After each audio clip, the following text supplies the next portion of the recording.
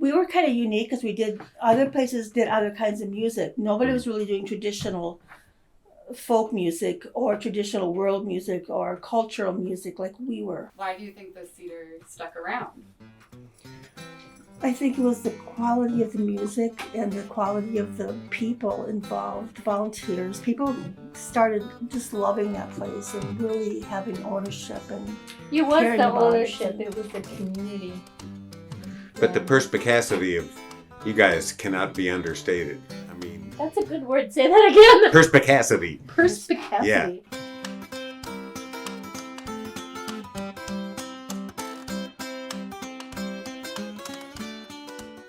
I'm Deborah Martin, and I did artistic direction.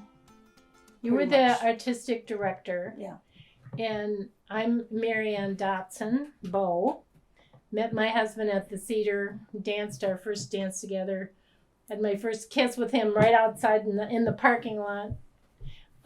So then I became Boe, and I was the executive director, which just meant I dealt with the people and the money. But this is the magic is right here. Well, I'm Pop Wagner, and I landed on the West Bank in 1970, and I knew it was my home, and I loved the welcoming feeling that I got from all the musicians and other friends there, and I guess there's other things I could say, but that's probably enough. Your turn. I don't have much to add. My name is Adam Granger, and I moved to Minnesota in 1975, and I'm not as much of a hanger outer on the West Bank I never actually lived over there or anything, but I've been involved in a lot of dances and gigs, and like Pop said, we did the Cedar social there the first year we were able to, first season. So I think what's really fascinating is I met Deb in court reporting school, and I'm not going to tell the story. But anyway, and I knew nothing about folk music, anything. And you did because you had done so much. And I'm always interested in, I think it started with you in your passion for folk music in third grade. It started before then because when I was in the second grade, I was taking piano lessons, and my piano teacher gave me 2 books. One was a book on classical music, which I hated, and there was a book on folk music, but I don't know why she'd give me that book.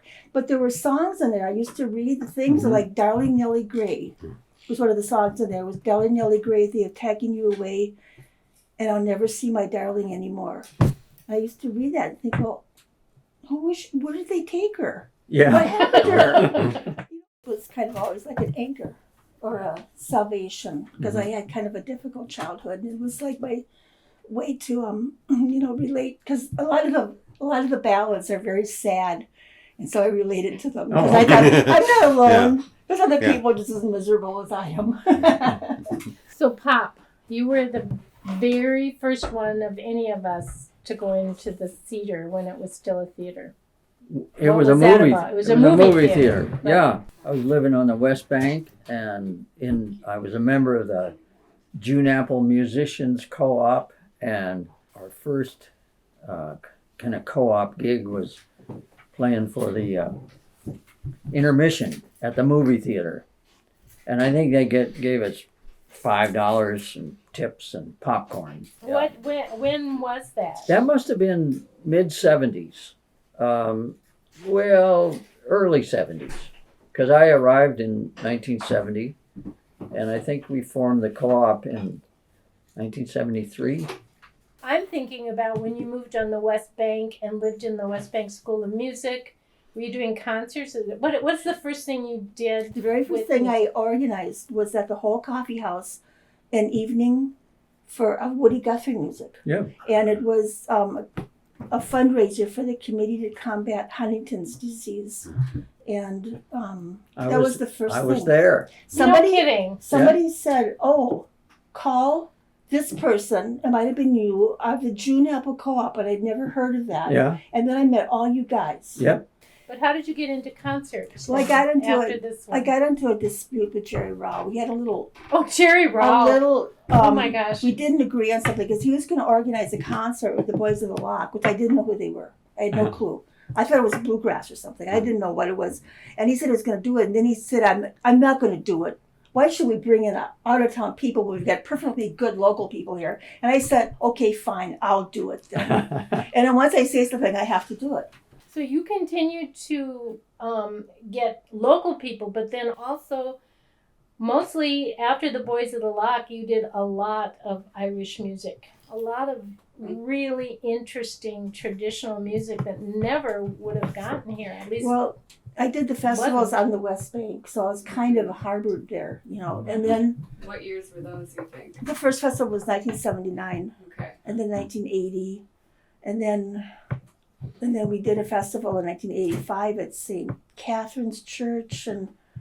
But the thing is, we're doing a festival on the Harriet Island. that was I was in by then I joined forces. You were there, but that was when pull tabs started. So I wanted to do pull tabs to raise money for the festival. Mhm. And so I went over. I didn't have any money because you had to get a booth. So I went over to the Riverside Bank, and the president was Rick Beeson. Yeah. I went and met with him, and I said, I need a loan so I could buy a pull tab booth and all this. And he says, oh, by the way, I happen to know that the owner of the Cedar Theater is thinking about donating it to a nonprofit. Here's his phone number. Why don't you give him a call? That's how it all That's how it started. So I Wow. called him up, and he took us out like a couple of days later to the Blue Horse for Yeah. dinner. Everyone said you can't really buy this building. It was a very complicated piece of real estate. It had so many liens on it and all kinds of, and they said, there's gasoline under. That's why he wants to give it away. Nobody trusts it. Toxic Yeah. waste. Somebody, Yeah. a lawyer. We had a lawyer. And we have to straighten out something about Keith Heller because he was an amazing person. Just incredible. He was a developer, so he had some reputations, and he built those big Tower towers. Siegel, yeah. But he loved taking people out to dinner. So we went out to dinner. We probably went out to dinner with him 20 times. And he'd have other people. He just loved to eat. And consequently, he was a very large man and very wealthy. And he decided to take a chance with us. He liked us. It was the end of December, and he wanted to get it off his tax thing. So he said he'd donate the building to us. So we went over there to get the warranty deed. The people we were working with, the Partners He 3 was a lawyer. and the lawyer too, yeah. And then he they were called- with him, behind him, egging him on. Really? But Yeah. anyway, he calls while we were up in Keith's office, and he says, "Don't take the building. We have to do more research. Don't take the Don't warranty deed." sign. Whatever you do, Yeah. don't sign. And he said, you don't know why he's giving it to you. And I would Don't be trust suspicious him. because there's probably toxic waste under the building. He's just trying to get rid of it. And so don't take it. And he says, let me talk to Keith. So I handed Keith the phone. So Keith talks to him for a little bit, and then Keith takes the phone and he whams it on the desk and he throws it across the room. And I said, where do you want us to sign? And so he gave us the warranty deed. It was for $10 and other consideration. I said, well, I don't have $10. And he said, oh, that's okay.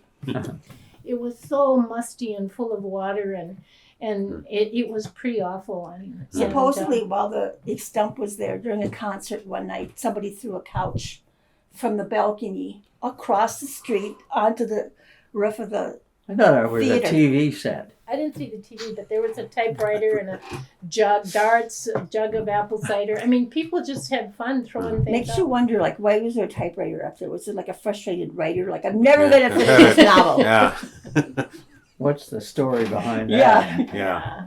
And then John Bream called. Mhm. He was really good to us. He was always at Minneapolis. He did a lot of nice Minneapolis articles, Star. but he called to do to interview, and he said, "What's that noise?" I said, "Oh, that's the waterfall over at the end of the Over the hall. stage. Because the water used to just pour in, literally." And it was like, and he could hear it on the other end of the building, up in my office. So the for people who don't understand what an old theater or imagine would look like, it was a slanted floor and a long way like this. And immediately Deb walked in and said, no, the stage goes over here. And that one decision has made such intimacy Yeah. for the building. Mhm. And so then we had to get all the seats out, and we had to get the roof fixed, and then fill in all of that with sand. So there were bobcats in there, truckloads of sand, and then Deb wanted a double sprung floor for dancing. Mhm. So then that had to be put in. And who was the guy who painted? We had a lot of But volunteers. the first Red. dance Oh, here we was go. before the double sprung floor, and we danced on concrete. Yes, Cajun. It was a Ooh, Cajun yeah. dance. Yeah. The thing is that I booked all these different places throughout the Twin Cities for years for concerts and dances. And every time you did an event, you had to do a lot of publicity for people, like where to park, how to get there. Mhm. And now having the Cedars, like all of a sudden, you didn't have to do that anymore. It was like, Yeah. here we are. We have a home, a solid home. A lot of wonderful volunteers, people who just really belonged to them. They really took ownership of it. At one point, we had over 100 volunteers. 100 Yeah. Over volunteers. 100. So you were able to convert all that energy you've been doing, finding and educating people about venues, into the single venue. Exactly. You know, the dream. Yeah. Yeah, You know, it's a dream to have that. And it would have to be for the you know what amount they of work. say? The worst things in life are not getting what you want, and then getting what you want. The two worst things in life. Yeah, so it's evolved because of the music and because of the people, and I don't know, there's something about that combination that the relationships, and we need that. We need the Cedar more than ever, I think. So thank you all for keeping it going. Casey Jones was an engineer, told his firemen not to fear, said all I want is my water and coal. Look out the window, see my driveway.